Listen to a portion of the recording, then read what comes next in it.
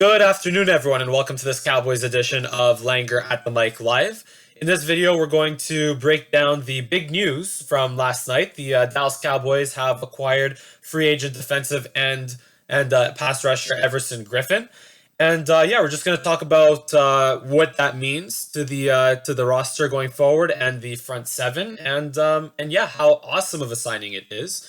It truly is this offseason, there was Everson Griffen and Jadeveon Clowney, who were two big name free agents that honestly you would have thought they would have gotten signed earlier on in free agency, but they're still, they were on the market for this long, and you're looking at that thinking that the Cowboys should absolutely go after one of them, right? And this is a fantastic signing for the Dallas Cowboys. Just a fantastic signing. They signed him to a 1 year deal with, I believe, $3 million guaranteed and $3 million in roster bonus. So in total, it's a $6 million up to a $6 million cap hit on the 2020 Dallas Cowboys roster. And yeah, it's just a fantastic signing because now all just by adding Everson Griffen, the defensive line of the Dallas Cowboys is now a strength of this team.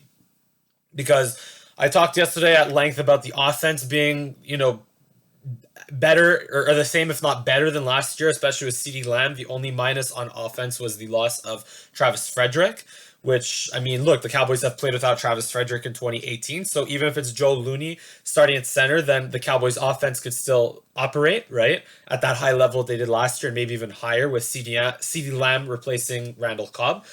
But now you look at this defense, and having lost Robert Quinn last year and in his 11 and a half sacks or whatever he had last year, and replacing Byron Jones, a shutdown corner, the Cowboys haven't really directly addressed that this offseason. Yeah, they added Aldon Smith. Yeah, they added Trayvon Diggs in the draft. And they've added Daryl Worley and then Clinton Dix, of course, to replace the loss of Jeff Heath. So, but they still haven't really done much to bolster their pass rush. I mean, yeah, Aldon Smith is in great shape, and but he still hasn't been in the league for 3 years, right? So, Aldon Smith is pretty much a wild card at this point, right? And you can't really counting on Aldon Smith to perform at even close to the level that he did, years ago was it maybe isn't completely unrealistic, but it isn't the best thing to bank on when this roster is set up to win a Super Bowl this year and, right here, win now, right here, right now, right? So all this to say, adding adding Everson Griffen to this pass rush group will do wonders for this team, and it makes the defensive line a huge strength now. Because look, linebacker, we're still still questions as to whether Jalen Smith and Leighton Vander Esch can get back to their 2018 form. If they can, they will be elite at linebacker. Secondary, loss of Byron Jones, and now with the way the roster's set up, kind of running cornerback by committee, it could work or could be okay, but again, it's not as ideal as having Byron Jones as a number one lockdown corner, of course, right? Safety, pretty much the same, still Xavier Woods, and I'd say Clinton Dix, assuming health is an upgrade over Jeff Heath. But now defensive line, right? You add Everson Griffen to now DeMarcus Lawrence. You add him to Dontari Poe and Gerald McCoy and Tyrone Crawford and now Aldon Smith, as I mentioned, right? And even maybe throw in even Randy Gregory and Bradley and Nye, and then Neville Gallimore and Antoine Woods in the middle. This defensive line stacked now. This defensive line stacked, and I'm not ready to say that it's one of the best in the league yet, but it's definitely close to there. Because right now, excuse me, right now, the Cowboys are going to run a hybrid front. They've been talking about that all offseason about this hybrid front. How it's no longer going to be the same cover three or the 4-3 in base, or I guess the 4-2 in nickel. Right, you're going to see a lot more. I'd like to think that we're going to see a lot more disguised blitzes, a lot more sub packages to the defense, and that's what the NFL is nowadays, right? Especially with all these high powered offenses. If you're gonna on defense, you have to mix it up. It's a sub package game now, the NFL, right? So the fact that the Cowboys are now armed for just so many different pass rush combinations and so many different pass rush looks, it'll be it'll be a nightmare for almost any opposing offense to take care of. Now, obviously, we need to assume that it's assuming health, right? Because Tyrone Crawford, Dontari Poe are still recovering from their off season or last season injuries, right? So they have to be healthy. But let's assume that they're healthy. But even then, look, I actually what I did is I kind of started listing off the different looks that the Cowboys can give in terms of their pass rush, right? Between a 4-3 or even a 3-4, maybe. I don't know how much 3-4 we'll see, but definitely 4-3 or 3-3 nickel or 4-2 nickel or maybe even a 2-4 nickel. Now there are so many options that the Cowboys can have, right? Because right now in the base we'll likely see a foursome on the defensive line of DeMarcus Lawrence, Dontari Poe, Gerald McCoy, and either Everson Griffen or Tyrone Crawford. This is where it gets interesting because it'll be interesting to see if the Cowboys will use Everson Griffen as a starting defensive end because Everson Griffen is also pretty good against the run, right? Jadeveon Clowney is compared to Everson Griffen is more of a run stopping ace, right, than a productive pass rusher. He's still a really good pass rusher. Jadeveon Clowney is, but now Everson Griffen, I would say, offers much more pass rushing ability than Jadeveon Clowney, and still has the ability to hold his own against the run. So he could even be an every down right defensive end opposite DeMarcus Lawrence, meaning that lessens the load on Tyrone Crawford. That means Tyrone Crawford now might not have to play as much in the base at right defensive end. But I still think Tyrone Crawford is extremely important to this defensive line because now, but now with Everson Griffen, Tyrone Crawford could kind of become a queen chess piece or a Swiss Army knife because he could play inside, he could play outside, he could play almost any four spots in the defensive line right now. Tyrone Crawford can. So that's why in the base again you'll see DeMarcus Lawrence, Dontari Poe, Gerald McCoy, and either Tyrone Crawford or Everson Griffen at defensive end, and then you're going to see. Given that they moved Jalen Smith to the will, right? You'll probably see Jalen at the will, Leighton Vander Esch at the Mike, and maybe Luke Gifford or some. It'll be interesting to see at linebacker what they're going to do in the base. Maybe Luke Gifford will win that strong spot, but either way, base isn't as common. A base 4-3 or 3-4 isn't that common anyway because teams run three wide receivers or four wide receivers. They don't have they don't have a fullback as often as they used to, or two tight ends as often as they used to, except the Cowboys from the last 5 years have. But anyway, point is that now whether you're in base or a nickel or dime even, right? You can put so many different pass rushing combinations. So in the nickel, let's say a 4-2, you have Jalen Smith with Leighton Vander Esch as the two linebackers with Jalen being able to blitz in pass in third down situations, right? You could have DeMarcus Lawrence on the line with Tyrone Crawford and or maybe not Poe in a pass rushing situation as much, but you could definitely combine him with McCoy or Crawford or Everson Griffen, right? And then you can even see a nickel 3-3 set of maybe DeMarcus Lawrence on the outside with Everson Griffen, with maybe Tyrone Crawford in the middle, or maybe even a Neville Gallimore in the middle, or a Gerald McCoy in the middle, with maybe even a Sean Lee, Leighton Vander Esch, and Jalen Smith at the linebacker spots. Again, just kind of speculating here. Or you could maybe even see this sometimes from 3-4 teams, maybe even a 2-4 set of where there you have Tyrone Crawford and Gerald McCoy as your two down linemen, and then you have DeMarcus Lawrence and Robert Quinn lining up as offline edge rushers. Sorry, not Robert Quinn. Alden Smith or Everson Griffen as offline edge rushers, and then you have Jalen Smith and Leighton Vander Esch at the two middle linebacker spots. So right away, it'll be so fun to see how if the Cowboys utilize all these different pass rushing sets, and even with the amount of sets that they can use, now they have options in terms of rolling an actual rotation. Because right now, the starting spots behind the Lawrence, Poe, McLean, Everson Griffen, or Crawford, you could still throw in Neville Gallimore, you could still throw in Antoine Woods, you could still throw in Alden Smith, you could still throw in Bradley Anae, you could maybe even throw in Randy Gregory if he gets reinstated.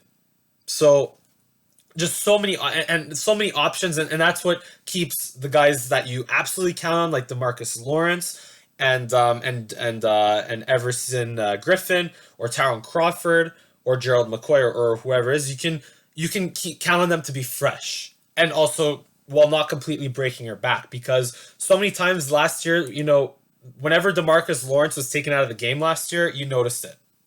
You noticed a drop in the defensive line play. Either there'd be a big run that would get gashed up the middle or the outside or whatever it is, or if it was a second and long or whatever it is, the pass rush would just be almost non-existent. Just so many times where DeMarcus Lawrence came off the field last year, you noticed it, and that's just how valuable DeMarcus Lawrence is to this defense, right? So, but now with all the options that you have at pass rush and also guys that you can still rely on to be run stoppers like Tyrone Crawford, you can line him up at left defensive end if you want DeMarcus Lawrence to sit for a snap or two, and it probably won't kill you, right? It probably won't hurt you too much to have Tyrone Crawford at left defensive end, and then Everson Griffen at right, and at right defensive end, and then of course McCoy and Poe or even Antoine Woods or Gallimore in the middle. Right, so you keep DeMarcus Lawrence fresh, and then also Everson Griffen. If you want him to sit, just put Aldon Smith right there, and just tell Aldon Smith to do what he got drafted in top 10 in 2011 for, or top 12 or whatever spot he got drafted in 2011 for. You could tell Aldon Smith, just get the quarterback. You could tell Randy Gregory, just get the quarterback, right? And that just. Like I could go on and on about this, but it'll be so fun to see. It'll be so fun to see. And then even Jalen Smith again, if you want to put Jalen Smith as a pass rusher, right? Just have him blitz from the linebacker spot or from his will linebacker spot. And that's why I think the coaching staff is really moving him to will linebacker, because at the end of the day, look, as Sean Lee kind of showed us, it doesn't really matter whether you're a will or Mike linebacker, right? It just kind of changes where you line up a little bit, whether you're in the middle or the weak side, right? But Jalen Smith being the weak side linebacker, the will linebacker, means that he could also maybe as an outside linebacker in a hybrid set, right? I didn't even mention that yet, right? If you talk about maybe a 2-4 or a 3-3 set, then maybe Jalen Smith could act as a DeMarcus Ware type player, maybe. Again, just speculating, but it's possible. And that's why they're calling him a right outside linebacker, because what I've seen this coaching staff so far is that they're putting players in positions to succeed. Because Jason Garrett and Chris Richard and Rod Marinelli, again, Rod Marinelli had his high points in 2018 and even 2016, 2017, and 2014. So Rod Marinelli did a lot of great things by making pass rushers come off the street or defensive linemen come off the street and put them into actual decent roles and make them decently productive. That's what Rod Marinelli was good at, but he was not. But still, you don't see that versatility or the different looks. You saw the same four guys rushing, or the 4-3 set or 4-2 set nickel, and the same cover three from the secondary every time, right? So, but now you're going to see players actually do different things. You're going to see players do what they do best, right? Which is what I, again, love what this coaching staff is preaching. And why again, now that you have all these players, all this talent on the defensive line, right?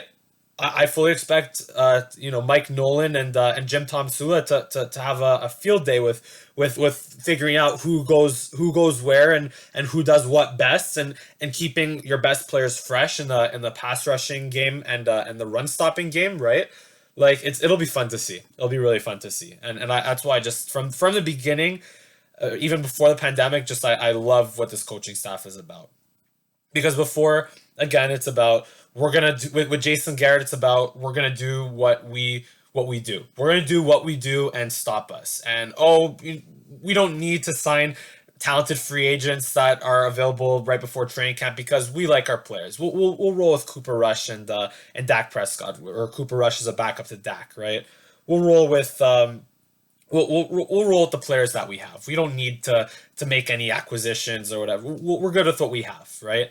It wasn't until actually, I would say last year was the first year in the offseason, the 2019 offseason, right? It was the first year where we started to see the Cowboys actually make those acquisitions, right? Acquiring Robert Quinn for a 6th round pick who ended up having 11 sacks. So that was the first time we really saw something different. But before that, again, we have the players that we have, and we're just going to do what we do, stop us. That's the Jason Garrett mentality, and that's why Thankfully, Jason Garrett is the offensive coordinator for the New York Giants now and no longer coaching the Dallas Cowboys. But now, with Mike McCarthy and Kellen Moore still on the staff, but listening to Mike McCarthy and not Jason Garrett, with Jim Tomsula, with Mike Nolan, with even Al Harris coaching the secondary, right, and defensive backs, it's going to be about putting players in the best position to succeed, and doing what they do best, right? Taron Crawford, extremely valuable at stopping the run, eating double teams, right? So he'll be there in early downs to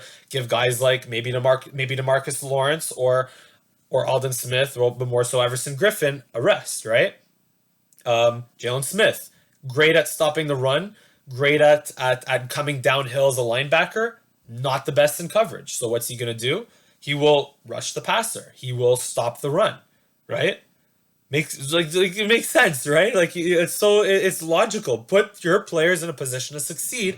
That's something that the coaching staff before Mike McCarthy could not figure out. And now here it is. They're finally. I'm excited. I'm excited for this year. I'm really excited for this year with this team. Assuming the year happens, of course. It'll be really fun to see. And that's pretty much it. That's my reaction to the Everson Griffen signing. Fantastic. Really happy to see. Really excited to see what the Cowboys make out of it. And this has been a Langer at the Mic Cowboys edition. If you like my commentary, then as usual, subscribe to my channel, like my videos, and follow me on Twitter and Instagram at Mike Langer, included in the description below. And look forward to seeing you at the next episode. Thank you for watching, and see you next time.